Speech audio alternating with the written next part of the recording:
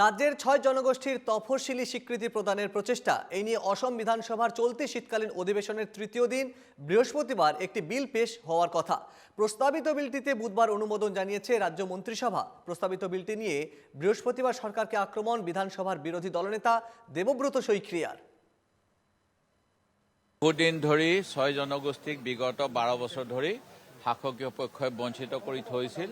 এতিয়া তীব্ৰ জনজাতি হ'ব বিচৰা জনগোষ্ঠীসমূহৰ বিক্ষোভৰ ফলত ২০১৪ চনতে অসম বিধানসভাৰ প্ৰণৱ গগৈৰ নেতৃত্বত যি সৰ্বদলীয় এক প্ৰতিনিধি দল, য'ত বিজেপিৰ বিধায়কো তাত অন্তৰ্ভুক্ত আছিল, দিলীপ মৰাণকে আদি কৰি সেই সময়ৰ বিধায়ক, তেখেতসকলে যেনেকৈ 1996 চনত অসমলৈ অমৰ ৰায় প্ৰধানৰ নেতৃত্বত যি এক সংসদীয় দল আহি সকলো পক্ষকে আলোচনা কৰি কোনো ধৰণৰ এক্সিষ্টিং জনজাতিসকলক ক্ষতিপূৰণ নকৰাকৈ কেনেকৈ এক সমাধান সূত্ৰ উলিয়াই দিছিল, সেইখিনিকে 12 বছৰ বঞ্চিত কৰাৰ পিছত আজি শাসকীয় পক্ষই তেওঁলোকৰ ভোট বেংক ক্ষয় হয় বুলি ভাবি কৰিছে।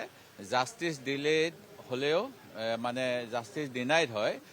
তথাপিতো এতিয়া মই সুখী, কিন্তু মই অনুৰোধ কৰিম যে ইয়াতে তেওঁলোকৰ দায়িত্ব শেষ হ'ব নালাগে। কেবিনেটৰ যিটো অপ্ৰাসংগিক আছিলে যোৱা সময়ছোৱাত, এতিয়া এই কথা প্ৰাসংগিকতা কৰিবলৈ চলিত শীতকালীন যি সংসদৰ অধিৱেশন তাতেই ৬ জনগোষ্ঠীৰ আশা আকাংক্ষা পূৰণ হোৱাকৈ যিখন বিল উত্থাপন কৰি আইন কৰিব লাগে, ইয়াক আইনত পৰিণত কৰক।